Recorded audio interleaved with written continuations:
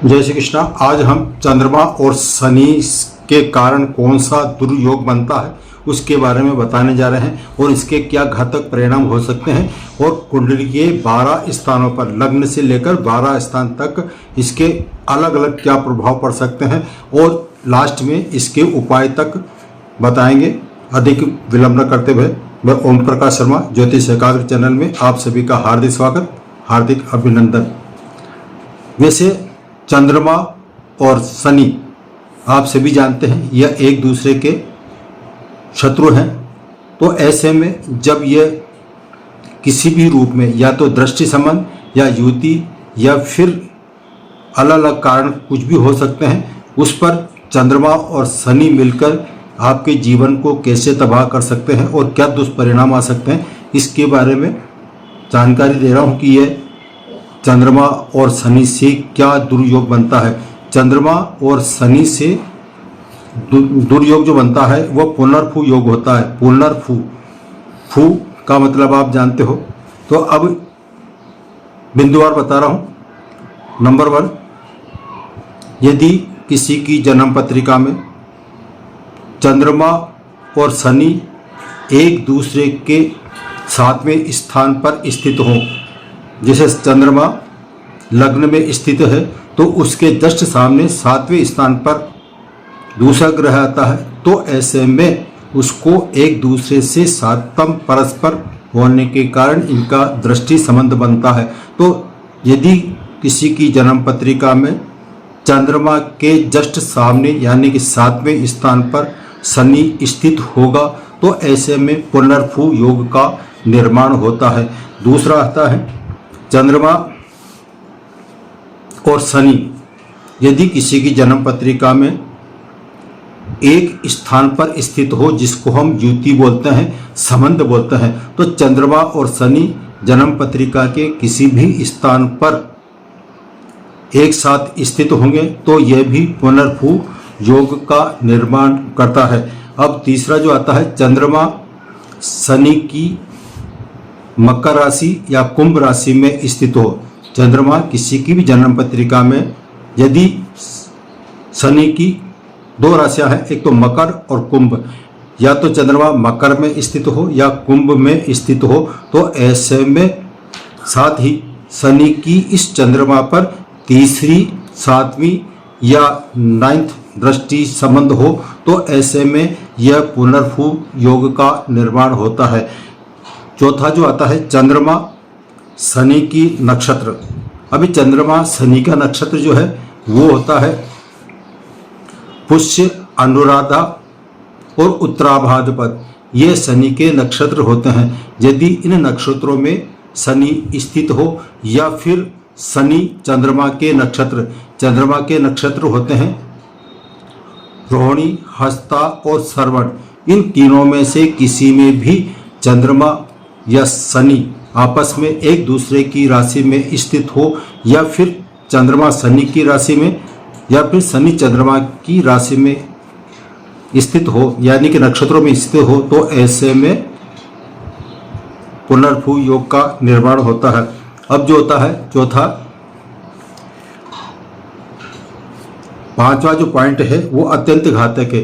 चंद्रमा और शनि की जो मैंने संबंध बताया है, इसके अलावा एक बहुत ही दुष्परिणाम देने वाला जो पुनर्फू योग बनता है वो बनता है चंद्रमा मंगल की राशि में स्थित हो। यह मंगल की राशि मेष और वृश्चिक राशि होती है।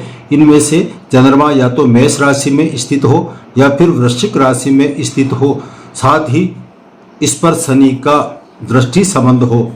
चंद्रमा में या तो मेष राशि में स्थित होगा या फिर वृश्चिक राशि में स्थित होगा और उस पर शनि की तीसरी, 7वीं या 9वीं दृष्टि पड़ रही हो तो ऐसे में पुनर्फू योग का निर्माण होता है। इस योग को हम अत्यंत घातक मानते हैं। तो ये तो हुआ कि पुनर्फू योग का निर्माण कैसे होता है। अब जन्म पत्रिका के लग्न से लेकर 12 स्थान, प्रथम से लेकर 12 स्थान पर अलग अलग क्या प्रभाव पड़ सकता है पुनर्फू योग का, इसमें संक्षिप्त में जानकारी दे रहा हूँ। सर्वप्रथम हम लग्न भाव की बात करते हैं। लग्न भाव जिसको D1 चार्ट में लग्न यानी कि प्रथम स्थान पर, जिसको हम हाउस भी बोल सकते हैं, भाव बोले, एक ही बात है। तो यदि चंद्रमा और शनि का संबंध लग्न भाव पे स्थित हो तो ऐसे में ऐसा जातक अपने जीवन काल में मानसिक तौर से बहुत ही ज़्यादा परेशानियों में घिरा रहता है। उसके जीवन में अचानक उतार चढ़ाव आते रहते हैं। वो जो भी कार्य करता है उसमें उसको सफलता नहीं मिल पाती है। तो यह, और उसका स्वास्थ्य अधिकतर खराब रहता है। तो ऐसे में लग्न में किसी भी तरह से शनि और चंद्रमा का जो मैंने उपरोक्त बिंदु बताए हैं उनमें से यदि लग्न भाव पर यह नियम लागू हो रहा है तो समझ जाइए कि उसके जीवन में संघर्ष बढ़ते ही जाएंगे। अब द्वितीय स्थान, जन्म पत्रिका का द्वितीय स्थान, जिसको हम वाणी, धन लाभ, बैंक बैलेंस और कुटुंब का स्थान मानते हैं। तो ऐसे में यदि चंद्रमा और शनि का संबंध आपस में या बनता हो और पुनर्भू योग बन रहा है तो ऐसे में उसके परिवार, उसके कुटुंब से ही उसको परेशानी उठानी पड़ सकती है। और वो कितना ही लाख प्रयास करे, बैंक बैलेंस ज़्यादा बना नहीं पाता है। और अचानक उसका यदि धन इकट्ठा भी हो तो अचानक उसका खत्म भी हो सकता है। आर्थिक संकट तो उसको इसी चंद्रमा और शनि की अंतर्दशा, प्रत्यंतरदशा या गोचर काल में उसको इन तकलीफों से सामना करना पड़ सकता है। अब आता है चंद्रमा और शनि का पुनर्भू योग तीसरे स्थान, जन्म पत्रिका के तीसरे स्थान पर हो तो ऐसे में ऐसे व्यक्ति की साहस में बहुत कमी होती है, उसके धैर्य में बहुत कमी होती है और वो अपने पड़ोसियों से आए दिन लड़ता झगड़ सकता है। और मुसीबतें हैं, वो अपनी मुसीबतें स्वयं खुद मोल लेता है। ये शनि और चंद्रमा के दुष्परिणाम, जिसको हम पुनर्भू योग का कहते हैं। तो तीसरे स्थान पर यदि वो छोटी मोटी भी यात्रा करता है तो उसको यात्रा में भी परेशानी उठानी पड़ सकती है।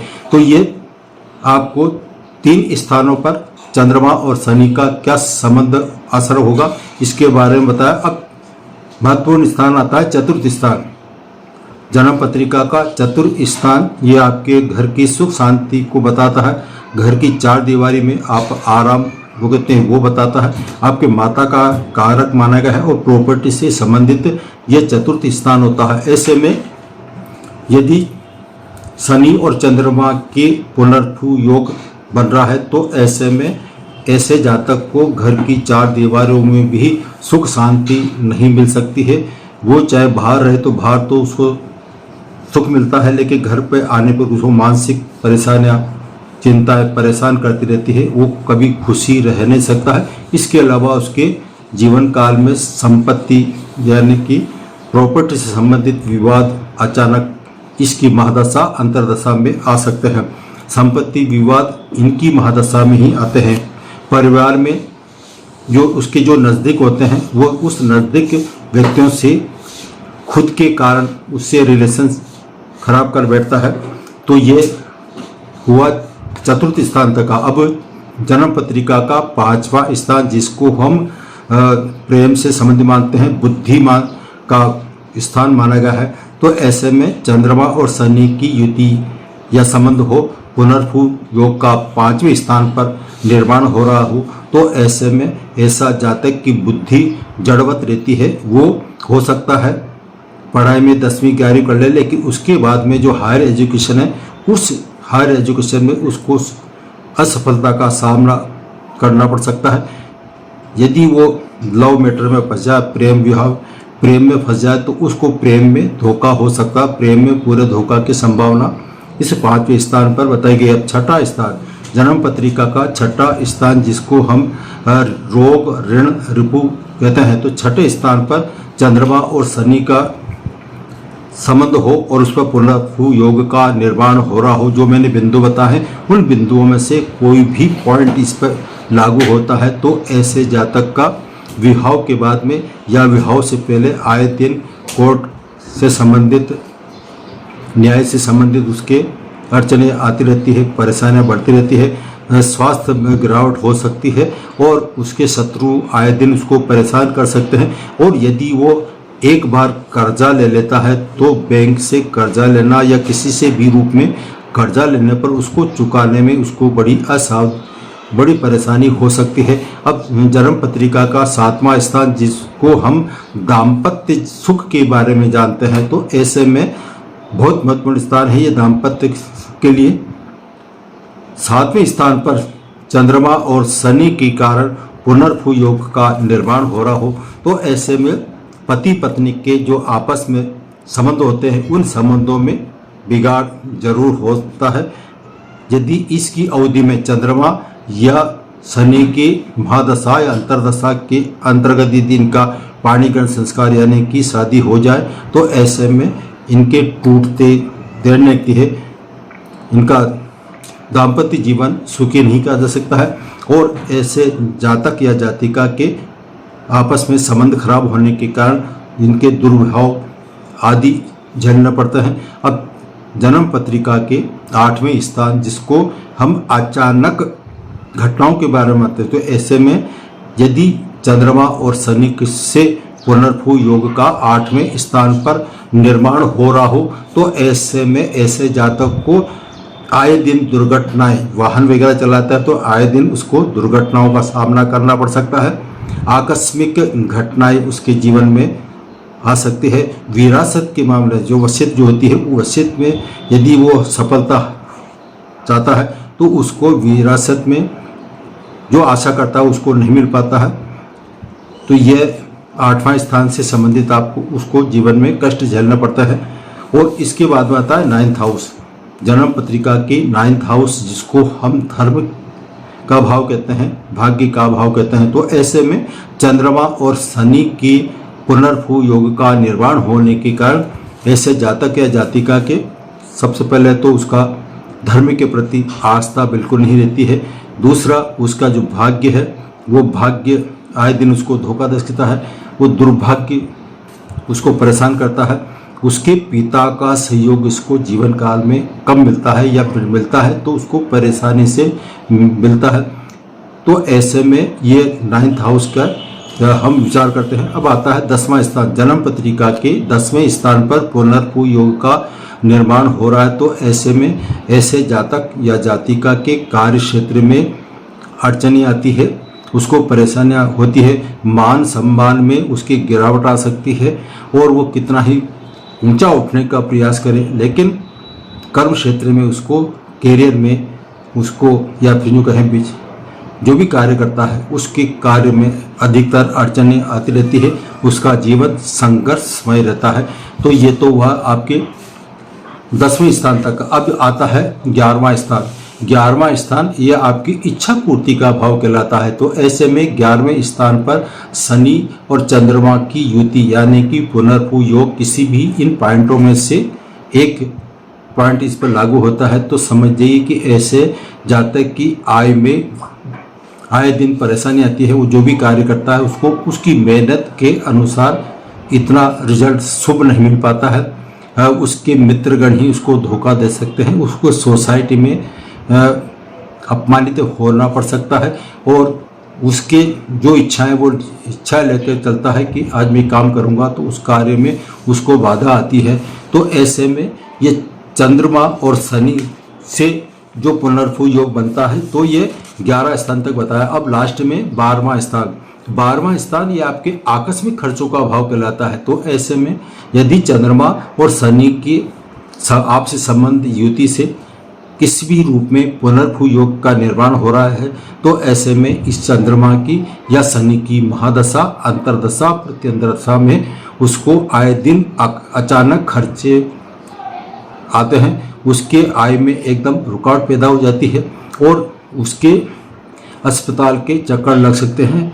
और यहाँ तक कि यदि वो विदेश में चला जाता है तो विदेश में भी उसको विदेश का जो है परेशानियाँ भुगतनी पड़ती है। तो ये हुआ जन्म पत्रिका के 12 स्थानों पर पुनर्भू योग के क्या दुष्परिणाम हो सकते हैं। अब इससे बचने के लिए ऐसे जातक या जातिका जिसके पुनर्भू योग का निर्माण हो रहा है तो उसको क्या करना चाहिए, उसको सलाह दी जाती है कि जब भी उसके जीवन में ये परेशानी आए तो फर्ज ये बनता है कि उसको हर सोमवार के दिन शिवालय जाकर एक लोटे में दूध और उसी मात्रा में जल और चुटकी भर मिश्री डालकर शिव जी पर अर्पण करें और जहाँ तक हो सके उसके बेलपत्र चढ़ाएं।